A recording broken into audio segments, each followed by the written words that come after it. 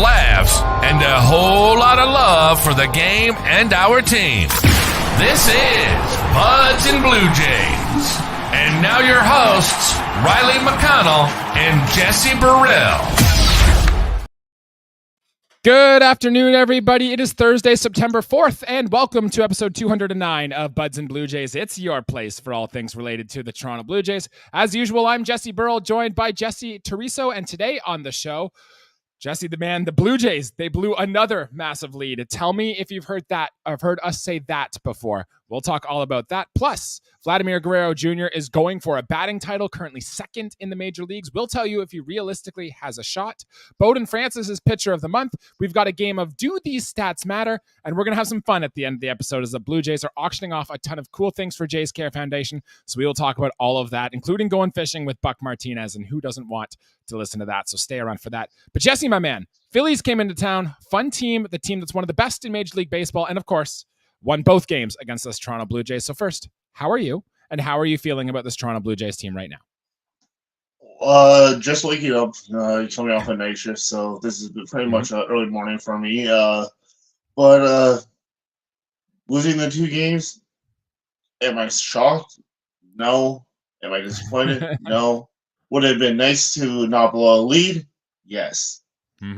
Because at the end of the day, like, you want to see this team play fundamental baseball. And when you score 6 runs in the first inning, you kind of think, man, the Blue Jays, you should probably win that game. However, we've said it before. Wins and losses don't necessarily matter for this team at this point in the season. It's all about wins and lessons. And as long as you take a lesson from Chad Green blowing his second blown save of the season, second one, then good things can happen. Jesse, without further ado, my guy, lots to talk about in this episode, so let's not waste any time. Give me your player of the series for the 2 games against the Philadelphia Phillies. It was short but sweet, but for him in the series. But I definitely have to say it was Aston Barger with his bat hitting that homer in the first inning to give us that 6-1 lead. To some really good defensive plays that he made, especially turning that double play, beating Turner to second, and just being in the shortstop spot and making that double play is definitely showing his versatility and range and all that. Yes, he's going to be a third baseman, but he did come up as a shortstop when competing with Leo Jimenez and Jordan Groshans when they all were in Dunedin.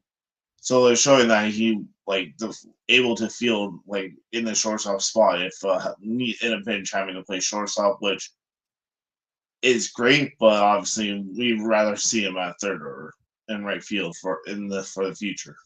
Right. Addison Barger has been a guy we've talked a lot about early in these episodes here. And in game 1, he really did impress. He hit that home run. And what I liked most about Addison Barger hitting that home run, it was a changeup. And he was out in front. He was geared for the fastball, but he was able to throw his hand out there. If you saw the video, you've seen what I mean here. He throws the hand out to hit the changeup to make sure he still gets the barrel of his bat to that changeup, which he did there. And he's so strong and his swing is so fast. He was able to hit that into right center field for a home run. What I like most about what Addison Barger has done, you talked about the defense there. He did make a nice double play going to second and then turning it to first.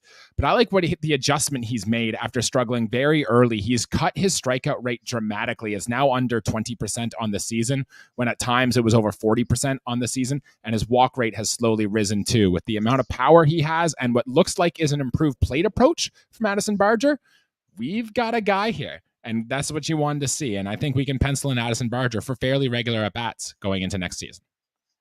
Oh, definitely. And like I was saying last episode, it took him a little bit in every level he's been in our system.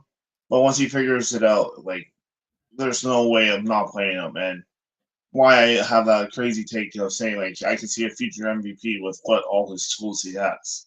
Mm-hmm. If he's not striking out as much and he can maintain about a 25% strikeout rate and maybe he gets a good BABIP season, the sky could be quite high for Addison Barger, which I love to see there. All right. My player of the series, Jesse, Vladimir Guerrero Jr. Anytime you hit 500 in a series, albeit even 2 games, you got to be mentioned. He hit a home run, and it was in true Vladimir Guerrero Jr. fashion, a line drive that just soared and went right out of the park, his 28th of the season for Vlad. And we haven't really brought this up all year. We've just talked about the massive heater he has been on, but he is now in second place in terms of batting average, and he might actually have a realistic chance at winning a batting title. He's competing with Bobby Witt Jr., who is going to finish higher than him in the MVP rankings and all that. But Vlad is only about, he's hitting 328. Bobby Witt's hitting 339. It's unlikely, but not impossible, that Vladimir Guerrero Jr. could put on a streak together and possibly take a shot at winning the batting title. So I can't remember the last Toronto Blue Jay to win a batting title. I feel like it's been a long time, and I'll be impressed if you can name it off the top of your head. But this is really cool and something really exciting to root for Vladimir Guerrero Jr. going down the stretch. No, definitely. I can't even think of, the only one that pops to my mind, but I don't even think he did that year, would be Vladdy in his MVP year. But that's my only guess for that, or even maybe Sean Green. Those are the names I'm thinking of, batting titles, or maybe even going back to Wamco when in the John Olerud, right? Yeah, John Olerud, where he had near 400 that year with Molitor, Alomar, and Devon White all up in the top of the order. So that's how long I think it's been since we had it. Do I think I can do it? Maybe, because again, Bobby Witt might slump down later in the season and his average goes down. But yeah, Vladdy, what a series! Tell me, tell me if you've never heard that before this year. And his home run is I heard on a different podcast where they're talking about Vladdy's home runs, where it's literally a line drive that just rises and doesn't where most people drop, and that was the perfect definition of his line drive that just keeps going up. I feel bad to be a fan catching a Vladimir Guerrero Jr. home run ball, because it is truly a rocket, massive off the bat. That's going to leave a mark if that comes up and hits you. But either way, as long as it's putting runs on the board for our Toronto Blue Jays team, we are happy. We've talked lots about the extension and what things look like for Vladimir Jr. going forward, but as long as he's hitting well, we will take it, and we will have good things that are happening. Jesse, on the offensive side of the ball, the Blue Jays had some mixed results. George Springer had 3 hits. Spencer Horwitz had a double. Alejandro Kirk had 3 hits. We had home runs in this series. We mentioned Vlad and Barger, but Leo Jimenez hit a garbage time home run to put the Blue Jays within 1 with 2 outs in the 9th. And Dalton Varsho hit a home run as well, his 18th of the season, to dead center field. Did you have another offensive player that really caught your attention this series? I definitely would say Varsho, just seeing that home run in the first inning of the game 1, just 427 dead center, and it just hit so hard. You hit it the sound it made on the TV, where you heard it hitting the middle of the wall,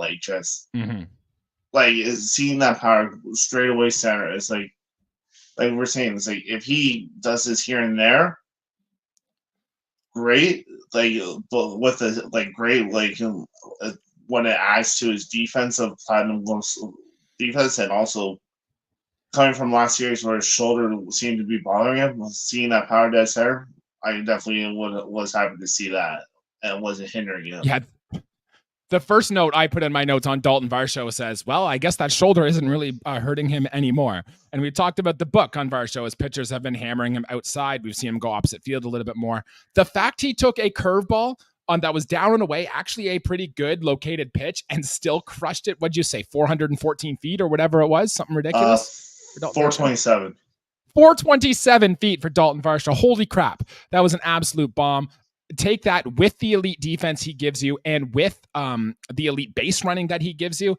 Just having Dalton Varsho be a league average bat means I'm trying to look it up now, but he's a 4 to 5 win player, is Dalton Varsho.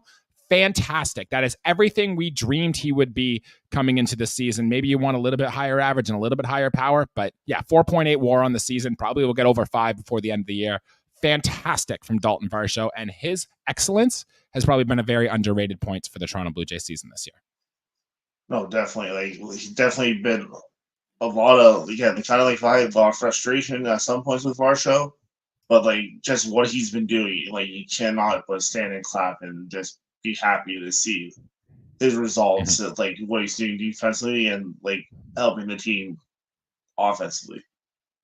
Just some other offensive players that I did want to touch on here. We got a lot to get to, so we don't want to spend too much on time. George Springer, as I said, did have 3 hits, but they were all flares and ground balls that got through, so they still count.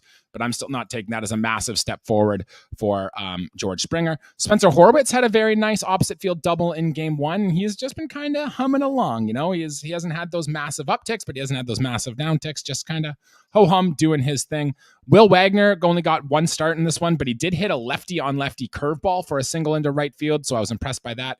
Leo Jimenez had his home run we mentioned. And I want to talk about our catching situation. Both Brian Servant and Alejandro Kirk both hit doubles in game two, so I thought that was very good. That you're getting at least a little bit of something from the catching position. I thought it was weird. We can talk lineup decisions here if you'd like, but I thought it was kind of weird that Kirk was DHing. Wouldn't you want to get him an extra day off? But out of those hitters, Jesse, and Loperfido too. 0 for 4, 3 strikeouts from Loperfido. So that's a part of his game we still want to see work on. But out of those guys, Wagner, our catchers, George Springer, and the other guy I mentioned, George Springer.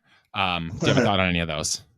Definitely, it was good to see that. Like again, Sermon still like helping the team offensively because we weren't sure. Like, was just the Boston series just a game for him, like where he actually was able to help?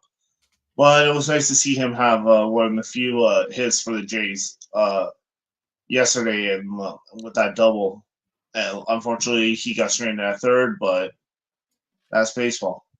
That's baseball indeed. All right. Enough of the offense. The Blue Jays did do some good things here. We scored a bunch of runs. The offense has been top 5 in baseball for the second half of the season, which is absolutely phenomenal for how bad they've struggled early in the season. But let's move from the batter's box to the pitcher's mound, Jesse. And there were 2 starting pitchers in this series. I guess you take one guy. I'll take the other guy. Chris Bassitt in his start, 5 1/3 innings pitched, 10 hits, 3 earned runs, 2 walks, 7 strikeouts. And Bowden Francis coming off being named pitcher of the month in Major League Baseball, 6 hits, 3 earned runs in 6 innings with no walks and 6 strikeouts. Who's the pitcher you want to talk about here? I definitely want to talk about Bowden Francis. Again, he had a rough first inning, which is shocking to see after what we saw in the month of August. He got Schwarbered. It'll happen. Yeah, exactly. So did Bassitt and Green. Yep. But like it definitely. But it definitely, it was promising. Like, I'm not upset that he gave up. Like, yes, he was a losing pitcher of record, whatever. Like you said, wins and losses, they will show on the stats, but did it really mean anything? Not really. Definitely, after the little rough spot in the first part of the game, settled in, was showing that it wasn't just a good month. Like, he, I believe, sat down 12 or 13 in a row after giving up the run. 13 of his final run. 14 is what I have here for Bowden Francis. Yeah. It's like after giving up the runs to Chloe Clemens, like he was striking out, he was getting the easy pop-ups. Like he really is showing that why he's going to be part of this rotation next year and possibly an integral part next year. And then the reason why I thought he'd be a Cy Young candidate this year if like he was showing what he had in spring training instead of those few starts that then put him in the bullpen or to the minors. I actually am kind of glad that Bowden Francis gave up a little adversity in this start. He got down behind early because we all knew he wasn't going to put up Roy Halladay-like numbers for the rest of the season. So we did want to see him struggle a bit. But the fact he was able to get back onto it, retire 13 of his last 14, very promising for Dalton Varsho or for Bowden Francis. I'm getting a lot of Marco Estrada vibes here, because the way they get their success is going to be very similar. With the one elite pitch, they induce soft contact, but when they do miss their spots and they do get hit, they're going to get hard, as 10 of the 17 batted balls off Bowden Francis in this start were considered hard hits. But still, he gave his team a good chance to win, and that's all you can ask for in this one. Before I go on to Chris Bassitt, do you have any final thoughts on Francis? No, definitely was impressive. And like again, like showing that he, even while he has adversity, isn't going to be a blow up like another pitcher in our rotation for this series. So, right, I'm happy that he was able to handle that. Exactly. Well, let's get into that other series then. Chris Bassitt, who in game one, he got Schwarbered in the first inning. I don't think that surprised many people. His line looked rough. 5 1/3 innings pitched, 10 hits, 3 earned runs, 2 walks, 7 strikeouts. Now you'd look at pitching into the 6, only giving up 3 earned runs. You did give your team a chance to win, and that's really all we're asking for with Chris Bassitt. But again, like he's got a 4.30 ERA on the season, so you'd think that's okay, but a whip of 1.42 is not good. And some under the hood stuff that does not look very nice. The 10 hits he allowed, Jesse, it's the most he's allowed in a start all season. He hadn't allowed more than 9 going into this one, albeit Philly, good team, et cetera, but he battled, man. And it's a lot of high stress stuff. And I don't know. I wish I had the sound of, hey, you know, sometimes he may be good, sometimes he may be shit. And that's kind of how I feel about Chris Bassitt right now. I don't really know what it's going to take to make him good in his next start. He could go out and fire 8 shutout innings. I don't think it would surprise anybody, but against a good team, a team that hits him really well, I'm not surprised he had this kind of outing against the Phillies.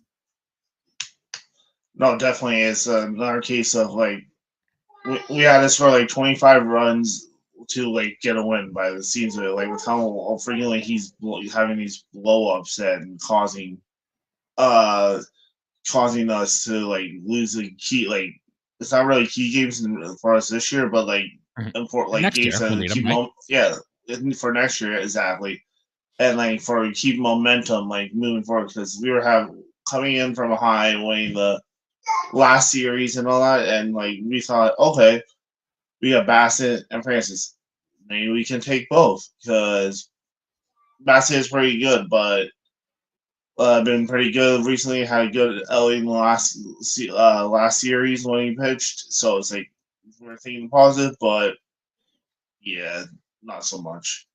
And it's definitely frustrating when we went up 6-1 and we're like, okay, this could be a good game. 15 runs. And we end up losing. Hey, it's a lesson, my guy. It's a lesson. As long as we don't do that next season when we're still trying to compete and we're going for a playoff appearance, as Ross Atkins mentions, then that will become a problem. But until then, we'll take it for the end of the season here. All right, Jesse, do you want to talk bullpen or defense from this Toronto Blue Jays team? Both have been kind of iffy this series. Tell me your one, and we'll go there. The bullpen has given me too much rain, so let's go defense. All right. This is the first time I took some notes on team defense because I thought actually for the first time in a while, the defense the Blue Jays played actually really hurt them, specifically about Vladimir Guerrero Jr. at first base. Now, he wasn't charged with an official error. He had one that he did kind of boot that got off him a little bit, and he had one in the 9th when Chad Green was pitching that if you ask Vladimir Guerrero Jr. as a play he should probably have, which led to a base hit, which ultimately led to the Kyle Schwarber home run, which is part of the reason the Blue Jays lost the game in Game 1. Vlad also took some time at third base, which we're seeing a little bit more of as the month of September rolls on. He did have a play where he bobbled and he dropped it, and he made the play. We've already talked Addison Barger and his nice play turning into second. Ernie Clement also threw a ball in the dirt in this series. I thought Joey Loperfido took a couple bad routes in his start in left field. What do you make of the Blue Jays defense here? Because this is supposed to be the bread and butter of this Blue Jays team. Definitely has to be, in my opinion, just the growing pains of having such a young lineup right now. Like, yes, we wanted to be as our bread and butter. How Ross Atkins wanted, like run prevention and stuff like that. Mm-hmm. We're young. It's going to happen.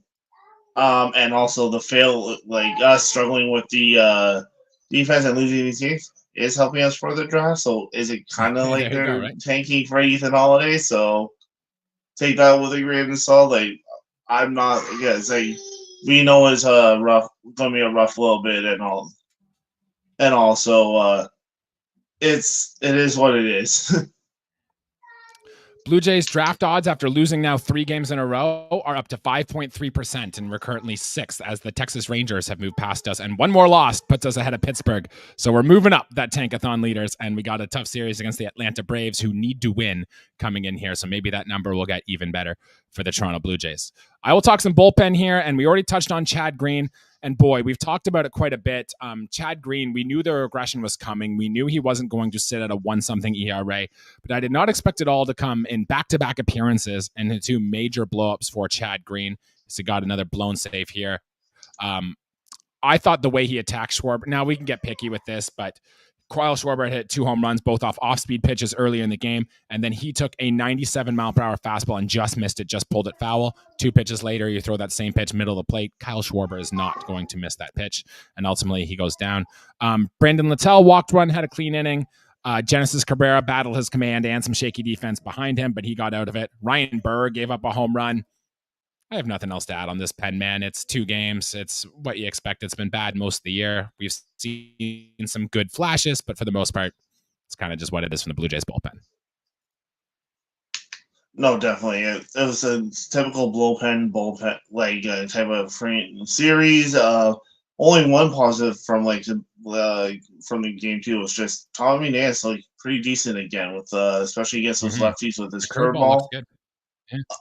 Especially in that bat against Bryson Stott, it was very it's really sad that I'm enjoying and excited about Tommy Nance of all pitchers with this bullpen this year. It just shows how rough it is and really grasping for some positive from this bullpen. I remember when we signed Brandon Littell or we traded him off waivers from the Cubs, I was like, well, this guy's only going to make an appearance if something goes really wrong this season. Well, now Brandon Littell is probably our number 1 lefty in that bullpen, maybe with Cabrera, how you ever picture it, but he's getting high leverage work. And so something has gone wrong in this bullpen, and it'll need a massive overhaul coming to the offseason, but we'll touch on that as we get into the offseason. All right, Jesse, I want to do a game called Do These Stats Matter? And it's a game we haven't played in quite a while, but basically how this works is I am going to read off a stat to you, and I want to get your instant reaction, and basically I want you to tell me, does this stat matter? Are you ready to go? You betcha. All right. The first one. The Blue Jays are now 1-6 in their quote-unquote work from dome days at the Dome. So Wednesday afternoon, they do not win. And technically, that one win they did have was camp day at the ballpark. So even that doesn't really count. So the Blue Jays are 0-6 on their work from dome day. Does that matter? I think it's the stupidest promotion. And, they're trying to make people get out of work. But, they're really grasping for straws. This is just dumb. And for them to be 0-6 just shows how dumb these games are. Right. Even the Blue Jays don't want to work on their work from dome day, clearly, as they're not winning baseball games on those days. I agree with you on that one. All right, Jesse, the next one. The Rogers Center crowds have been getting a little small. We grew 20,796 in game 1, and then in game 2, 23,768, which is the second and third fewest attended games at Rogers Center. The only one that was worse was April 10th, I believe, against Seattle, and that was the game that was tied 1-1 in the 10th when Tim Meza gave up 5 runs in the extra innings, as we remember. Do those stats matter, the low attendance numbers at the Dome for these 2 games? I was definitely shocked to hear that for the game on the Tuesday. Yes, it's coming the first day back after Labor Day and holiday, so people are probably Kids just are getting back to back school, to their right? routine. Exactly, and people aren't able to stay up late, because they gotta get the kids to school or have to go back to work because they're not on holidays and all that. So that one's a little shocking to me because it's Phillies. There's so much history, I guess, with the Jays and Phillies, and they also have such good talent on the Phillies that it's nice to see once in a while. Players like Bryce Harper and Castellanos and all that, players you don't get to see too often. The one on Wednesday, am I surprised? Not really, because again, work from dome is dumb, and people nowadays with the cost of everything, especially living in Toronto, and how long, and even for us outside the GTA, it's can't really afford to take time off work to go to a game in mid afternoon, especially one after the first of the month and where all your bills are coming out and all that. It's maybe not the best idea to use that, but would it stop us? No. But it's definitely you and I would be going to these things because we're sickos. Yeah, we like exactly. we like pain and suffering. That's it. We're Toronto sports fans. Of course we love pain and suffering, Jesse. For those of you watching, you also love pain and suffering. That's why you're here with us, because misery loves company, As it sure does. All right. And my last one, does this stat matter? And this is looking towards the offseason a little bit. But the betting odds, Jesse, have come out for the Juan Soto next team. And of course, the Yankees are the favorite. But the Blue Jays are the fifth most likely team for Juan Soto, according to the sportsbook, behind the Yankees, Phillies, Red Sox, and Cubs. Does that stat matter? So we're going to be tracking and playing in this all season? Yeah, what flight of plane does Juan Soto fly? And I think the plane from New York to Toronto is a lot easier than LA to Toronto. But are you ready to do this all again with Juan Soto, especially when we hear the rumors that the Blue Jays are going to be interested in this and they're trying to do what they can to compete? Does it matter? No. Doesn't catch my intrigue me? Yes, because this makes me want to think, what's our backup plan? Like, the only backup plan I would say last off season. Yeah. Clearly, and but the one pivot I would do, if I were the Jason, and it kind of made me think more of it watching yesterday's game, was seeing Vladdy at third.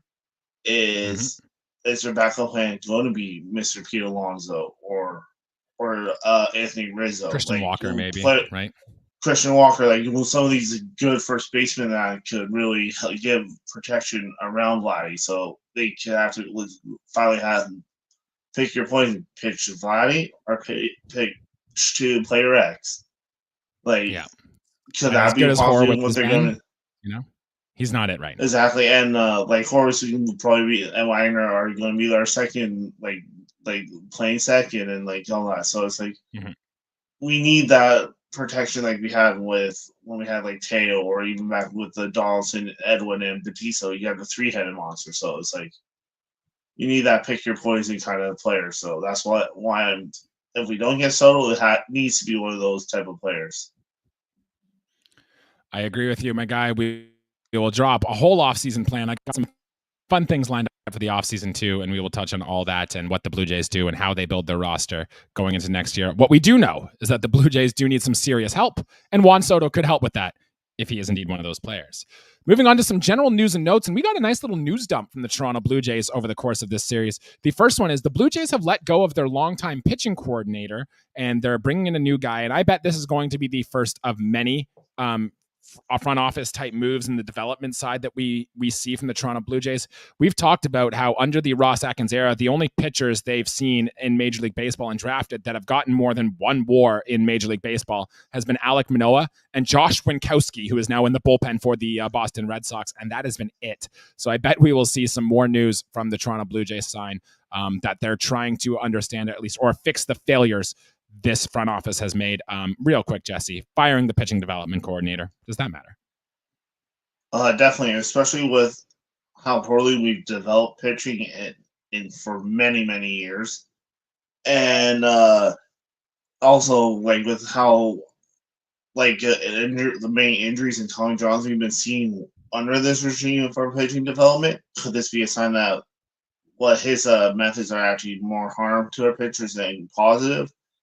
And also, I feel like it could be a huge overhaul in our scouting and, like you said, at our development staff, because to be honest, Jays suck. The Jays in the draft, not so good.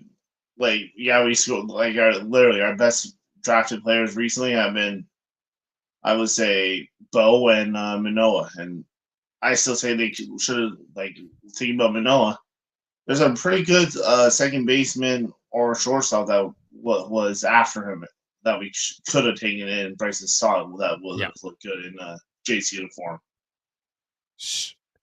Sure. If you look at every single Blue Jay pitcher who is currently, whether it's in their bullpen as of now and in their starting rotation, was either a free agent, acquired by trade, and in terms of Ryan Burr and Brandon Littell, Brandon Littell and Ryan Burr, they were purchased off waivers. The only Blue Jay pitcher currently on the roster that was drafted by this team is Brandon Eisert, who was drafted in the 18th round in 2019. That simply will not do for the Toronto Blue Jays and their pitching development system. Two more pieces of news and notes. One, the Blue Jays made a waiver claim. They have claimed Emmanuel Ramirez off waivers from Miami. He has sent him down to 6.97 ERA with the Marlins. Looks like a fastball, can sign a sink it slider guy. He's got a pretty high ground ball rate. He looks like a Zach Pop type pitcher. As they churn through this waiver wire thing, Jose Cuas was DFA'd in return. Paulo Espino could not find a home, so he is returning back to Buffalo. He will rejoin their rotation. I believe he is now off of the 40-man roster. And then I wanted to talk just a touch on lineup decisions. Will Wagner, not in the lineup again. He's kind of been playing 2 days, sitting a day, playing 2 days, sitting a day, and it's not necessarily against the lefties either. I tweeted out something that I thought this was about maybe for keeping his rookie eligibility for next season, or maybe just wanting to see a little bit more of like Davis Schneider, who actually got a double this series. So congratulations, Davis Schneider. Do you have a thought on the lineup decisions the Blue Jays have been putting up?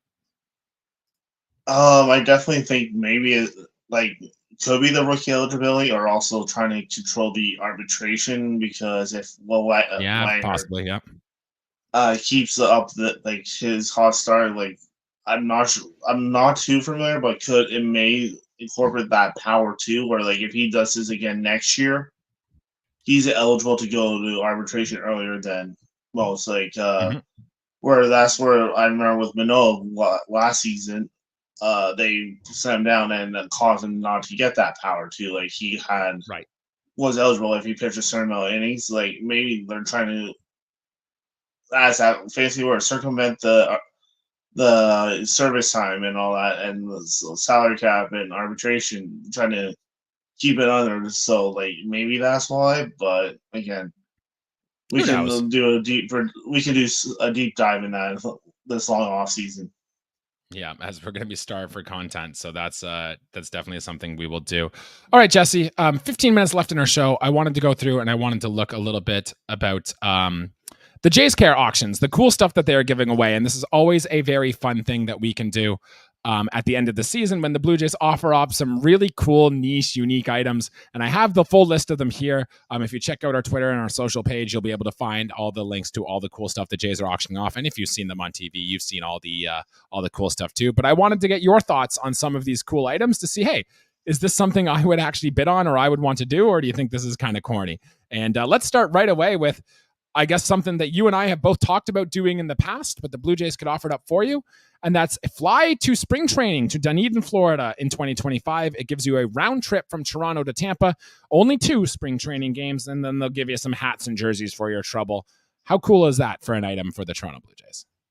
I do that in a heartbeat. I'm still trying to convince my wife to let me go with her and my daughter to enjoy it, because it's as a joke, it's almost like the Blue Jays version of fever pitch for me and my wife, because how much the Jays are a part of our relationship in that, and and it's the closest way to get to the stars, because being at the Rogers Center, it's near impossible to see them up close. Where it's spring training, they're more likely to sign a jersey, sign some cards, get photos, and interact with the fans and all that, and especially the minor league players who probably don't think anyone knows who they are. You can definitely talk to them and get photos and be like, yeah, I knew who he was before he was an MVP or a Cy Young. And I'd love to just walk through the backfields, and see what the scouts are doing and see all that stuff, right? It'd be so cool. Exactly, and also get away from the lovely Canadian winter. Even better. A nice perk. Honestly, if I went down to spring training, I'd want to go for more than 2 games. I'd want to go for a week, really soak in the Florida action and all that stuff. But the next one, Jesse, how about a golf getaway with Jose Bautista? So you get a golf club fitting session, 3 sets of custom golf clubs, 3 tickets to Florida, some hats and jerseys for your trouble, and you and 3 friends get to play a round of golf with Jose Bautista. How does that sound? That's a nice little trip. That's pretty wicked. That'd be pretty wicked too, but just because of how much Bautista means to this franchise and all that. But one player I would have thought they would have done it with knowing how good he is Ernie Clement. Ernie Clement, I know, yeah. Get out with the 3 roommates and play a round of golf with them, right? Oh, that'd be wicked. Be with the Buffalo boys, but Ernie Clement playing has almost qualified for the PGA Tour and stuff, and has done pro-ams. Yeah. So it's you would think he'd be the golf god, not Bautista.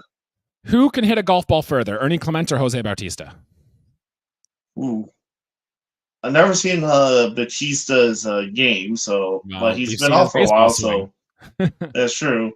But I want to go with Ernie. Just if he can play, you got a pro card, he can probably play. All right. Good idea there. How about this one? A private skybox suite experience, which is basically you just get a suite at the Rogers Center for you and 25 friends. Blue Jays, I feel like, could have done a little more than just that. But hey, if you got 25 friends and want to see a suite, you can auction off that too. Do you have a quick thought on that? We can. It'd be fun to do, but the real hard part is trying to find 25 people. It's honestly, yeah, we're all adults with jobs and stuff. It's hard to get 25 people out to an event like this, but sure. That's all right. This next one, and this is something that our friend Liz McGuire has talked about a handful of times, and I think this is going to go for a lot of money, if not the most, on the Blue Jays auction things. And that is a fishing trip with Buck Martinez. They will fly you down to Panama, out of all places. You'll get dinner with Buck, 6 days of fishing, 7 nights of a hotel, and all your meals free down at Panama with Buck Martinez. I think that would be a hell of a time. Imagine being on a boat with Buck and the stories he can share and the wild things he can do. And I bet Buck Martinez has a little bit of a party side, a wild side to him, even at his old age. So how would you like to go fishing for a week with Buck Martinez? Oh, as long as I don't get sick, I would love it. Like, that'd be a wicked time. Just go down to Panama. Again, depending on the time of year, getting away from the winter in Canada. No worry about cost. Yeah, I'd do that in a heartbeat. Me too. I'm trying to find the price for what it is right now, but it's a lot of money, a lot more money than I have. I think upwards of like $40,000 to go. I could be wrong on that price, but it's a lot of money. But hey, if you got nothing to do and your dream has been to meet Buck Martinez, it's just money, baby. That's all it costs. That's all you need. And then there are some cool other things on this list. This next one caught my attention is a trip down to Puerto Rico where you can see a softball tournament with Jose Barrios and apparently a mystery guest. So I'm trying to think who is the Puerto Rican mystery guest. I don't know, but they would see. You get a flight, hotel, 2 tickets to the game, and dinner with Barrios, Jays, and hats. I think this one would be kind of cool. I've never been down to Central America, and I've never been down there to see baseball, that's for sure. And I think Jose Barrios could tell you a lot and show you a lot of cool things about his home in Puerto Rico. What do you think about this one they're offering up? Oh, definitely. There's only really one player I'm thinking that they don't want to name because of certain reasons. But yeah, Alomar, right? Yeah, that's exactly what I was thinking. Or even maybe even a Carlos Delgado. Like, those are the two like Puerto Ricans that like that. And like just knowing like even like going to Puerto Rico, like from what I've heard, never been. But from heard about like from like things I've seen on the internet, it's very similar to like how the U.S. is and like and all that. So you get that like Central America vibe of like the beaches and like what you would assume, but you also have that like U.S. Like pot like style too. So like it'd be a really nice combination of both. I agree very much. These next ones, we're just going to power through them quickly because there's a lot, and there's a lot of them are just kind of meh. But the next one, how about a 5-ounce gold wafer? It's just a gold bar, but hey, people will buy it. People look at that as an asset. They'll take it. They'll go on. And then some Taylor Swift concerts. Jesse, you and I, we're not Swifties, but we know there are Swifties out there, and they will pay a big bang a buck. And hey, they're at the Rogers Center, so they will go there. And then the next one is some just beside the dugout seats. So on the 15th against the Cardinals, you can just get the seats behind the dugout. Rank those 3: the gold bar, the Swift tickets, and the dugout seats. Well, if I was my wife, it'd be Swift in a heartbeat. Of course. But no, I definitely think it'd be probably the same beside the dugout because like probably like joke around with some of the like depending on where it is like. Is that like what side you're on? Like you could either joke around with like the Dominican and Latin boys and like who like have fun, or you can even talk to like Springer and all the guys who hang out near like where Schneider is. So I'd probably put that one. I'll do the Taylor Swift 2 just because knowing how much those are worth it. Bar, right? Well, is it medieval time? Well, can I melt it down and make some armor? Sure. You can do whatever you want. It's your gold bar, man.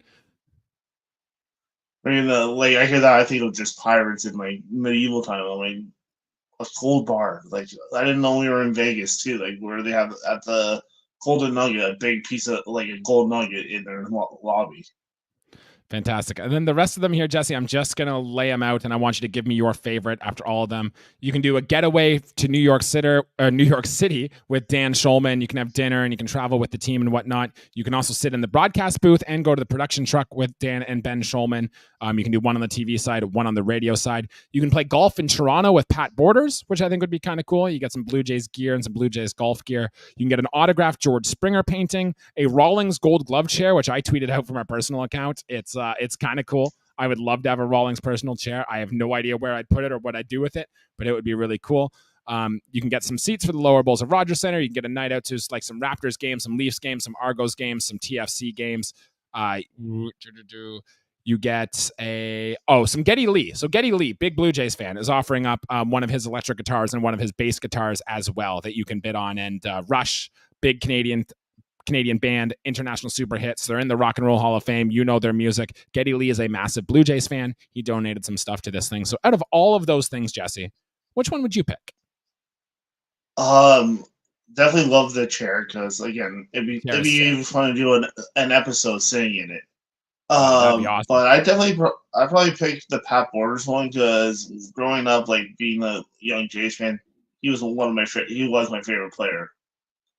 And I remember like joking as a kid, like when I was in preschool, and we were doing take me out to the ballpark, and I literally put my tongue in my cheek and said, "I'm Pat Borders," and it'd be just a a full circle moment just to meet him. You'd be starstruck, if you will. That's how I would have felt about Roy Halladay. Rest in peace. The chair is sick. The chair I'd get a lot of fun of. I'd love to go to New York City, catch a game on the media side or the broadcast side, but we've met Dan Schulman before. We've met Ben Schulman. We haven't met Dan Schulman. It would all be really cool and whatnot. The round of golf would be great, but I'd want some gear. I'd want some memorable experience. Probably the Geddy Lee bass guitar, to be honest. I know Riley McConnell, he would choose the bass guitar as well, is absolutely something he would want. Either way, if you are interested in any of those items, or if you want to loan Jesse and I a couple $1,000 so we can go fishing with Buck Martinez or we can play a round of golf, hit us up. We will very much let you buy us or pay for our flights down to spring training or whatever it is it may be, and maybe we'll even let you join us. Hey, we need 3 friends, right? A third one can join us down for a round of golf with Jose Bautista. Back to the field and how things are going. We've got a few more series left, and the Blue Jays are on the road against the Atlanta Braves. We haven't been to Atlanta in a while, and might I remind you, Jesse, the Jays are 9-0 against Atlanta since 2021. We swept them last year when they were the best team in baseball. I remember Chris Bassett threw a gem against the Atlanta Braves last season. On paper, the probable pitcher matchups: Kevin Gausman against Max Fried, Jose Barrios against Spencer Schwellenbach, who's been fantastic this year, and Yariel Rodriguez against Chris Sale, who's going to win the National League Cy Young Award. So on paper, Jesse, it looks like we are in trouble going down to Atlanta. How do you think we do? I think there's going to be brooms, but not for us. I think that's the smart call. If you are a betting man, yep. Atlanta's on their way. They need these wins. They're last in the playoff spot. I was going to say, like, the only game I would say possibly we get the win is game 2 with Barrios, because how, he's, if he can keep that momentum after the Minnesota series and what he's been doing in August, Francis. And the Jays just win once he starts, right? Exactly. And, where the Jays don't win for Yariel and Gausman, we don't know what Gausman we're going to get. Yeah, I've never really believed in Max Fried as this super ace either. I think the Jays can hit him around a little bit, but yeah, I'm worried about it. We are hopeful to have a guest on to recap the Atlanta series. I've still got to confirm those plans, so we might have an Atlanta viewpoint, a friend of the show, to come join us on that, but I'm still trying to confirm plans. So either way, and we get to see old friend Whit Merrifield again, so that is going to be a lot of fun, and we get to talk some Alex Anthopoulos as well, as the person who led the Blue Jays to their only AL East championship in the last 30 years. So that'll be great. Jesse, great episode. Packed it all in. We got a lot in. We got it right under schedule. Is there anything else you wanted to add before we get out of here today? Definitely a little bit of minor league news. Yes. With Alan Roden and Arjun Manola getting Players of the Month. As you probably, I've been sharing to you guys and probably seen through the socials, both of them have been lining up in the minors, and definitely gives us a glimmer of hope for the future and possibly even next season for Ronan with the big club, or even a surprise appearance maybe, depending on how his extent goes. Possibly even the Namala coming up next year, just with what he's done after his little reset in the Florida Complex League. Yeah, Namala still so young, so I would expect him to move up the system next year. And we've talked about Alan Roden, why he's not here. It's because he doesn't need to be protected off the 40-man until next season.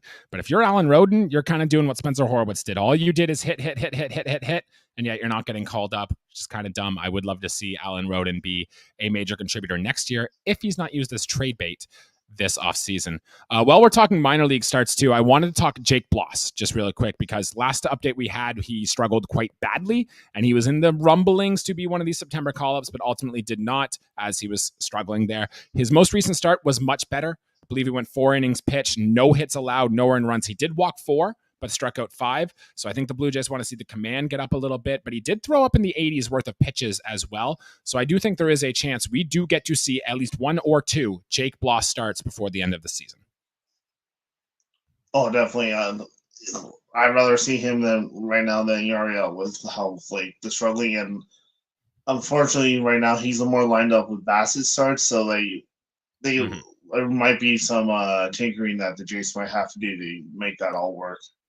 Right, and the Jays are going to minimize Yariel Rodriguez's starts anyway, so it wouldn't surprise me if any minute that they kind of bring up Jake Bloss for a start or 2 down the stretch of the season. For Jesse Teresa, I am Jesse Burrell. We got to get out of here. Big series this weekend against the Atlanta Braves. Enjoy football if you are a football fan. Happy Labor Day for all of you, those, or I guess day after Labor Day, series after Labor Day. The days are confused. It's the dog days for us podcasters too here, my guy. And that'll do it for episode here today. We will be back next week on Sunday evening to recap the Atlanta series. And until then, let's go Blue Jays. Thanks, guys.